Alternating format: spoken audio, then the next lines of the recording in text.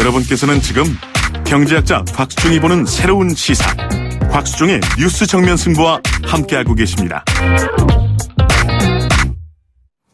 네, 미리 보는 대선 토론 이어가겠습니다. 더불어민주당 문재인 대선 후보 선대위 강훈식 대변인, 그리고 국민의당 안철수 대선 후보 선대위 김관현 정책본부장과 함께하고 있습니다.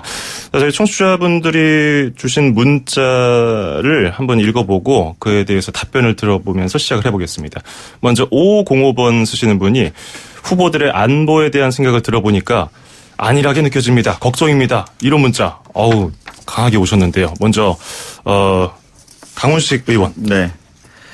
많이 걱정하시죠. 예. 특히 이 안보 문제가 뭐 미국하고 트럼프하고 시진핑이 만났다고 하더라. 그리고 항공모함이 우리 영해에 떠 있다더라. 뭐 이런 이야기 들으시니까 되게 불안하실 거라고 생각이 듭니다. 예. 말씀드린 것처럼 하지만 저희 당과 또 문재인 후보는 안보 문제는 국민의 생명과 직격되는 문제다. 이렇게 생각하고 있고요. 외교 채널을 총동원해서 미국과 중국이 협조를 하고 또 동시에 북한의 대화 채널까지도 다 살려서 이 문제에 만반의 태세를 갖출 거라는 보고 말씀을 좀 드리고요. 예. 국민 여러분이 너무 걱정하지 않으셔도 된다. 그럴 정도로 단호하게 처리하도록 하겠다라는 입장 다시 한번 말씀드리겠습니다. 예, 7284번님, 지금 4월 전쟁 소리 돌고 있는데 집권하면 어떻게 하겠다가 아니라 군 통수권자 부재인 지금 상황에서 돌발 상황 시 어떻게 하겠다는 대책을 급하게 내놔야 되는 거 아닙니까? 뭐 이렇게 비슷한 맥락으로 지금 주셨는데요. 군 통수권자가 부재인 건 아니고요. 예. 이제 대통령 권한대행인 황교안 국무총리 대통령 권한대행께서 그 권한을 행사하고 계시는 거죠. 예. 어쨌든지 대통령이 직접 있는 거하고 그 자리에 없는 거하고 국민들이 느끼실 불안감이 더 크실 것이라고 생각합니다. 특히 뭐 선제 타격론이니 항공모함 출현 등등 여러 가지 그런 걱정을 많이 하시는데 대통령 후보들에 대한 기간이기 때문에 대통령이 어떤 생각을 가지고 있고 또 임기 시작 바로 직후에 어떤 그런 전략들을 쓰는지를 잘 유심히 지켜봐 주시기를 바라고요. 안철수 후보 같은 경우는 여러 번 말씀을 드렸습니다.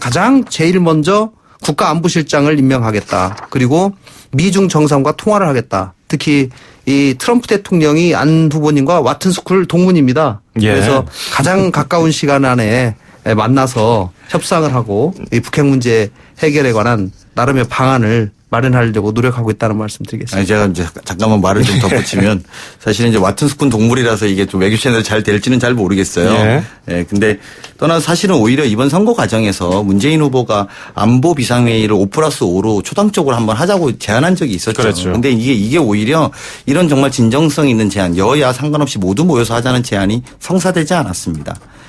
성사되지 않았던 배경은 이것 자체를 선거 기간에 제한됐기 때문에 저는 그렇다고 봅니다. 원인은. 그래서 서로들 이것을 뭐 표심을 얻기 위해서 문재인 후보가 제안한 것 아니냐라는 의심들을 하다 보니까 이게 성사되지 않았는데요. 사실 본질은 이 문제에 대해서 초당적으로 하자라고 하는 그 문재인 후보 말씀을 좀 실제로 여기 국민의당뿐만 아니라 바른정당이나 우리 자유한국당이나 정의당까지 모두 좀 나서서 다시 한번 나서 주실 거를 촉구드리는 걸로 이 말씀을 좀 가름하는 게 좋겠습니다. 김관영 의원에 대해서 어떤 의견 갖고 계십니까? 네, 실질적으로 5+5 회담이 지금 현재의 안보 여건을 개선하는데 예. 크게 아마 도움이 될 거라고는 생각하지 않습니다. 이제 그것이 정치적인 제스처라고 되게 판단을 하기 때문에 예. 5분 후보님들의 이 동의를 얻어내지는 못했을 것이라고 생각합니다.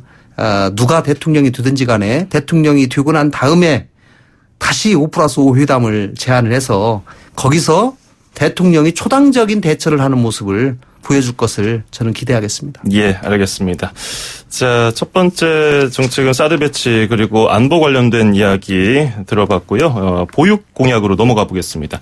이 부분 요즘에 참 화두인데 안철수 국민의당 대통령 후보가 대형 단설 유치원 설립 자제 이렇게 얘기를 하면서 대선 후보자들의 보육 관련 공약에도 좀 관심이 크거든요. 일단은 안철수 후보가 밝힌 유치원 공약 부분 이 어떻게 된 얘기인지 자세히 네. 들어봐야 될 것 같아요. 먼저 김관영 의원님. 저희가 대형 단설 유치원 설립을 자제하겠다라고 발언한 거 맞습니다. 예. 안는 분께서. 그런데 그것이 병설 유치원 설립을 자제하겠다라고 이 기자가 그 잘못 들어가지고 그것을 타전을 했습니다. 예. 그러다 보니까 이 많은 학부모들이 왜 병설 유치원 설립을 자제하냐. 이렇게 문제가 시작이 돼가지고 이게 이제 상당히 문제가 크게 된 건데요. 예. 저는 뭐 학부모들께서 결국은 그 진심을 알아줄 것이다 생각합니다. 저희는 확고하게 이 병설 유치원을 획기적으로 늘려서 유치원 교육을 공교육을 강화하겠다라고 하는 얘기고요. 예. 지금 학부모님들께서 단설 유치원을 병설 유치원보다 더 선호하는 것도 저희가 알고 있습니다. 예. 그러나 단설 유치원을 서울에서 하나 짓는데 보통 100억에서 200억 가까이 들어갑니다. 그리고 시간이 보통 부지 매입부터 해서 1년에서 2년 가까이 걸리거든요. 그렇기 때문에 단설 하나를 설립하는데 굉장히 많은 비용과 시간이 들어가기 때문에 그러한 추세에 비추어 봐서 가능한 한 우리는 병설 유치원을 조금 빠른 속도로 늘려서 이 공교육을 정상화 시키는 방법으로 가는 것이 맞지 않겠냐는 생각을 가지고 있고요. 예. 특히 단설 유치원이 병설 유치원에 비해서 왜 선호하냐라고 보니까 병설 유치원은 학교 교장 선생님이 이제 병설이 돼 있으니까요. 예. 그 학교장이 그 주인이 돼 가지고 운영을 하고 이 독립성이 굉장히 약합니다. 단설 유치원은 별도의 이 원장이 다 책임을 지고 운영을 하고 있는데 그래서 그런 독립성을 더 강화해 줘야 되겠다. 또 병설 유치원 경우에는 직장맘들이 이 병설 유치원 학교와 같이 연대가 돼 있기 때문에 예. 이 방학이 있습니다.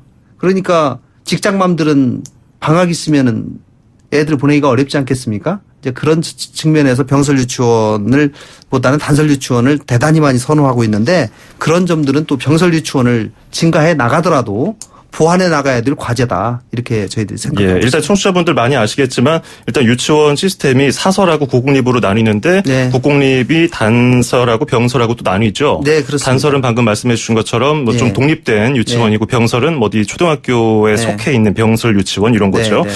자, 강훈식 의원 반론 들어볼까요? 네, 뭐 저는 안철수 후보가 정책 전달 과정에서 오해다 이렇게 뭐 말씀하시는 거 100번 양보해서 그렇다고 생각하도록 하겠습니다. 그리고 예. 지난번 교섭단체 연설에서 안철수 후보가 사실 교육 문제 굉장히 준비가 많이 되어 있다 이런 인상을 받았습니다. 그런데 이번에 말씀하시는 거 보고 이분이 정말로 준비되어 있는 것인지 정말 유치원 보내려고 학부모들이 매일 새벽에 나가서 또 몇 년씩 걸려서 유치원에 줄 서서 엄마들이 정말 또 직장맘들뿐만 아니라 그 어린아이를 갖고 있던 어떤 학부형들도 다 그렇게 보내려고 하는 진심이 뭔지 왜 단설 유치원을 가려고 하는 건지 단설 유치원이 지금 전국에 몇 퍼센트나 있는 유치원 중에 몇 퍼센트나 차지하고 있는 건지 이런 것들을 다 알고 한 이야기인가는 의문이 됩니다. 예. 실제로도 단설 유치원 비용이 전국 유치원 비율의 3% 정도밖에 안 됩니다. 그리고 많은 사람이 단설 유치원을 선호하고 있고요.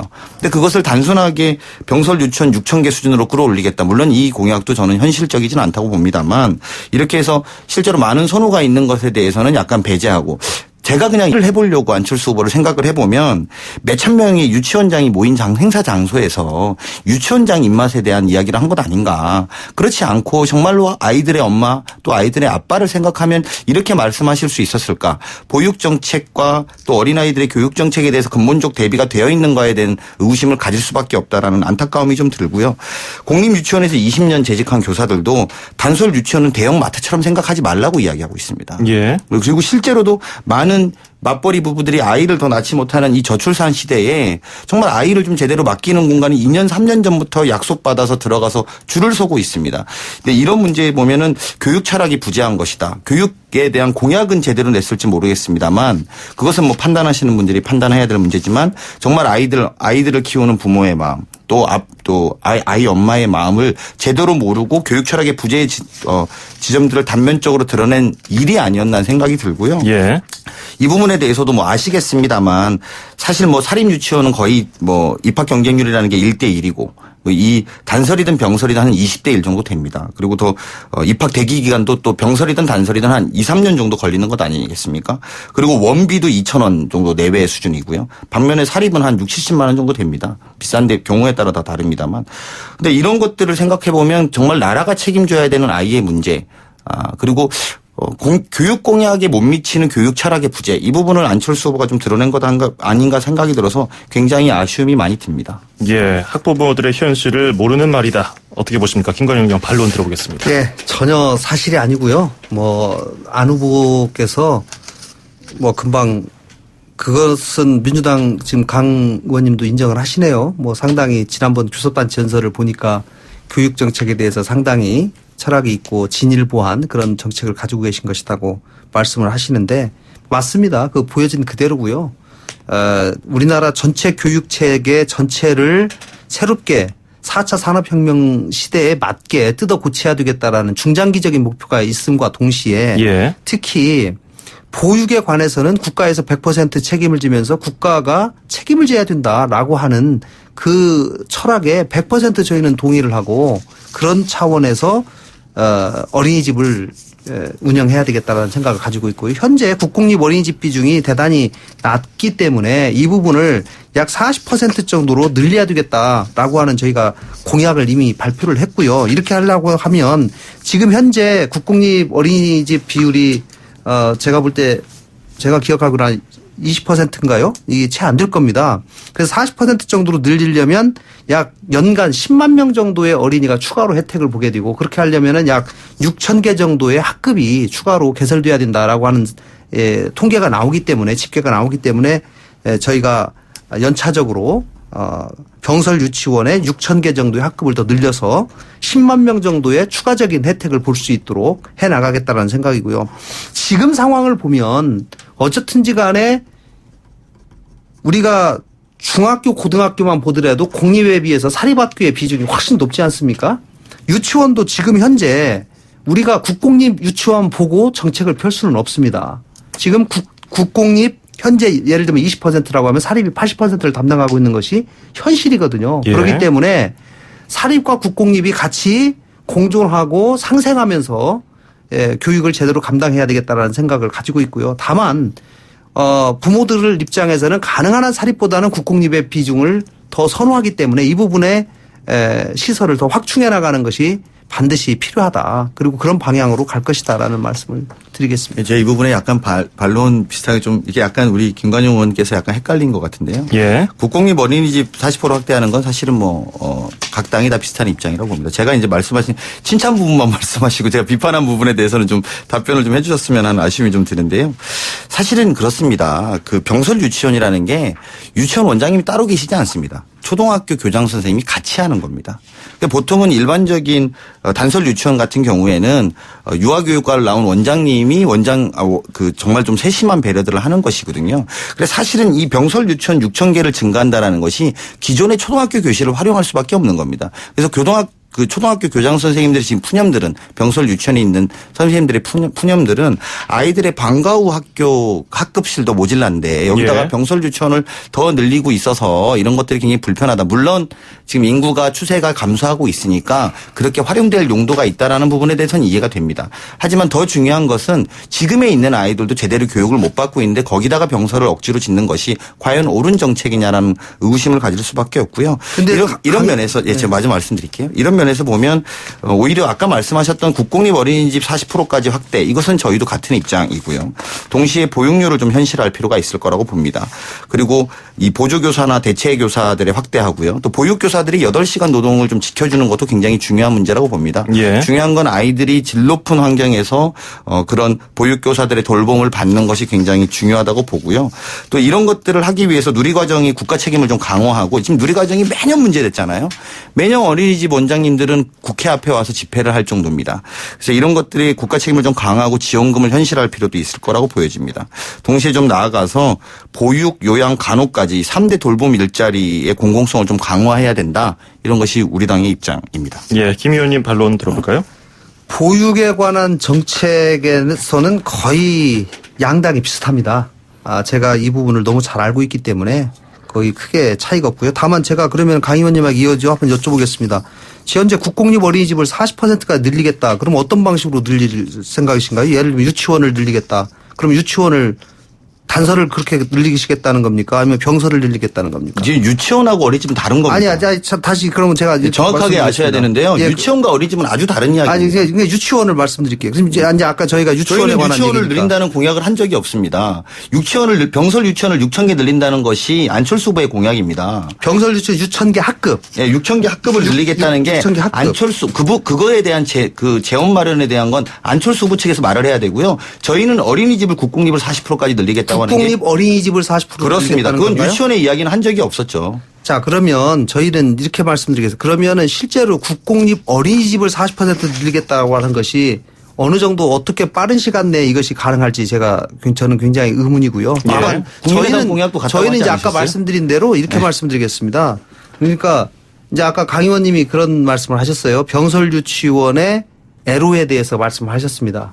병설유치원은 독립적인 운영이 안 되고 병설유치원의 원장을 학교 교장이 겸하게 된다라고 하는 점. 그다음에 교실이 다른 독립적인 어린이집이나 단설 유치원에 비해서 좀 열악하다라고 하는 그런 부분은 저희들도 사정을 잘 알고 있습니다. 그렇기 예. 때문에 다만 저희들은 단설 유치원이 비용과 시간이 많이 걸리기 때문에 우선 당장 국공립의 비율을 현실적으로 가능한 한 빠른 시간 내에 늘릴 수 있는 현실적인 방법은 학교에 같이 부설되어 있는 병설 유치원을 좀 더 늘리고 병설 유치원의 운영 방법을 개선하고 예. 독립성을 강화하고 거기에다가 이 아동 전문가를 배치를 해서 그 부분을 강화시키는 거. 그다음에 아까 여러 가지 그 방학 때 돌보지 못한 그런 부분도 해결할 수 있는 그런 방법들을 찾아서 결국은 지금 현재 있는 상황에서 그래도 가장 최적의 방향으로 갈 수 있는 방법이 예. 뭐냐라고 하는 현실적인 대안을 마련했다라는 말씀을 드리고 싶습니다. 강원식 의원 반론 듣고요. 일자리 이슈로 넘어가죠. 네, 이제 김관영 의원님이 잠깐 이렇게 착각하신 것 같고요. 저희는 그래서 사실은 유치원에 대한 공약 이전에 사실은 현재 12.1%가 우리 국공립 어린이집입니다. 이거를 40%까지 국공립 어린이집 비율을 올리겠다는 겁니다. 국공립 어린이집은 이제 공동주택 내에 설치할 수도 있고요. 또 민간 부분에 있는 것을 매입하거나 전환하거나 무상 임대를 해서 다양한 방식으로 이 문제들을 실천할 수 있다라고 생각이 듭니다. 아까 말씀드린 것처럼 이렇게 어린이집의 형태를 국공립화하는 것도 되게 중요하지만 사실은 여기에 보육료를 현실화하는 것도 굉장히 중요하다고 생각이 듭니다. 정부에서 3년마다 아이 한 명을 한 달간 어린이집에 보내는 비용을 상정하는데요. 이것을 표준 보육 비용이라고 합니다. 예. 그래서 지금 현재는 이 표준 보육 비용에 못 미치는 금액을 보육료로 지원하고 있거든요. 그래서 물가 상승률이 반영시켜서 이런 것들을 좀 현실화할 필요가 있다고 생각이 들고요. 말씀드린 예. 것처럼 결국은 이런 것들을 잘 가르치는 선생님은 양질화하고 또 이 보육교사들이 8시간 근무가 안 돼요. 보통 또 그럴 수밖에 없는 것이 어머니들이 일찍 출근하면서 아이들을 맡기고 또 늦게 퇴근하면서 아이들을 데려오다 보면 이런 것들을 좀 잘 못 맞추는 경우가 많습니다. 예, 정리 부탁드리겠습니다. 이분들도 같이 좀 만들어서 실질적으로 아이들이 걱정 없이 보육시설에 맡겨질 수 있도록 준비하는 게 저희들의 공약입니다. 예. 자, 지금 한 33분 30초 정도 남았는데 일자리 공약 빠르게 여쭤보죠. 일단은 안철수 후보는 그 문재인 후보 측의 공공주도 일자리 창출은 좀 구시대적이다 이런 얘기했고 민간주도 해야 된다 이런 얘기했고요. 문재인 후보 측은 공공주도를 해야 된다. 정부가 앞장서겠다 이런 얘기를 했는데 먼저 5775번님 안철수 후보님 일자리 정책 중에 공무원 월급 30% 삭감해서 청년 일자리 창출한다는 공약 사실입니까? 전혀 사실 가능성 아닙니다. 없어 보입니다. 네. 아닙니까? 예, 전혀 사실. 알겠습니다. 어제 가짜 뉴스로 이미 다 분석이 돼서 예. 보도된 바도 있습니다. 알겠습니다. 그리고 8043번님 문재인 후보께 묻고 싶습니다. 81만 개 공공부문 일자리 창출 너무 비현실적 아닙니까? 임기 중에야 상관없는데 그 다음 정권에서는 5년 뒤에 호봉을 부담해야 합니다. 그럼 세금 더 내야 되는데요. 어떻게 합니까? 이런. 네, 제가 천천히 설명드리겠습니다만 예. 우리나라의 그 OECD 평균에 비하면 우리나라의 그 공공부문 일자리라는 게 OECD 평균이 21.3%입니다. 예. 반면에 우리나라는 7.6%밖에 안 됩니다. OECD의 3분의 1입니다. 저희가 이야기하는 81만 개의 일자리를 공공부문에 창출한다는 것은 실제로 비율을 3%만 더 올리자는 겁니다. 예. 그렇게 해도 OECD 평균의 반 정도라도 맞춰보자라는 거죠. 근데 이렇게 돼서 소방관, 경찰, 교사 또 나날이 늘어가는 복지 수요를 대처할 수 있는 복지 공무원들이 굉장히 많이 필요하지 않습니까? 예. 아까 말한 어린이의 문제부터 우리 노인의 문제에 따르기까지 이런 것들에 필요한 일자리를 만들어내자는 것이고요. 이런 것들은 이미 아까 말씀드린 것처럼 OECD 국가의 평균의 반 정도로 해보자라는 그런 걸로 해석해 주시면 되고 예. 재원 마련에 대해서는 다시 추가로 설명드리도록 하겠습니다. 알겠습니다. 자, 일단은 가장 큰 이슈인 공공주도, 민간주도 먼저 김관영 의원님 말씀 제가 좀 들어보죠. 말씀드리겠습니다. 예. 문 후보께서 공공일자리 81만 개 창출하겠다라고 말씀하셨는데요. 이게 연간입니까? 이게 5년입니까? 21조 원. 5년인 것 같습니다. 예, 5년 동안 21조 원이 이 부분에만 별도로 들어가는데요. 예.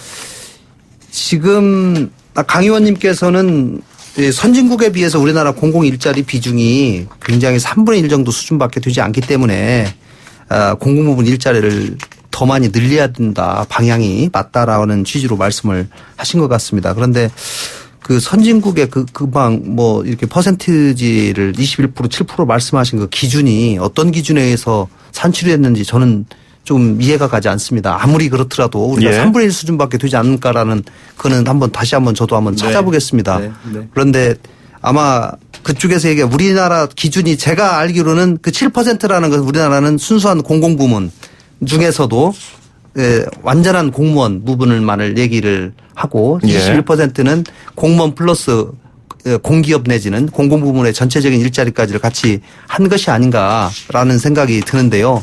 그거는 저도 한번 찾아보도록 하겠습니다. 네. 어쨌든지 공공부문의 일자리는 결국 국민의 세금으로 충당을 해야 되는 상황이고요. 예. 한번 특히 공무원 공공부문은 한번 채용이 되면 예. 일단 61세까지 지금 정년이 보장되기 때문에 대단히 경직성 경비로 작용을 하게 됩니다. 예, 정리 부탁드립니다. 예, 정부에 큰 부담이 되기 때문에 예. 일자리를 적어도 창출하는 것은 저희는 기본적으로 민간이 되어야 된다고 생각을 하고요. 저희들이 당에서는 기본적으로 창업을 활성화시키고 좋은 예. 일자리를 많이 만들기 위해서 일자리를 늘리고 있는 일자리를 나누고 또 임금 격차를 줄이면서 중소기업에도 많은 사람들이 취직할 수 있는 그런 방법들을 찾는 것이 좀 더 현실적이지 않는가라는 생각을 합니다. 예, 네. 강 의원 반론 끝으로 듣겠습니다. 말씀을 드리겠습니다. 지난 10년간 이명박 박근혜 정부에서 민간유도 일자리 창출한다고 매번 해서 대통령 되셨습니다. 그럼에도 불구하고 지난 10년간 일자리가 늘어났는지 안 늘어났는지는 이 방송을 듣는 청취자분들께서 판단하시리라 봅니다. 저희는 그 말이 틀리다는 게 아닙니다. 그 말은 맞습니다. 다만 반만 맞습니다. 왜냐하면 지난 10년간 그랬으니까요. 근데 지금 하자는 공공부문의 일자리는 민간주도 일자리를 포기하자는 게 아닙니다. 그것들과 함께 공공부문의 일자리가 선도해야 되는 역할이 있다.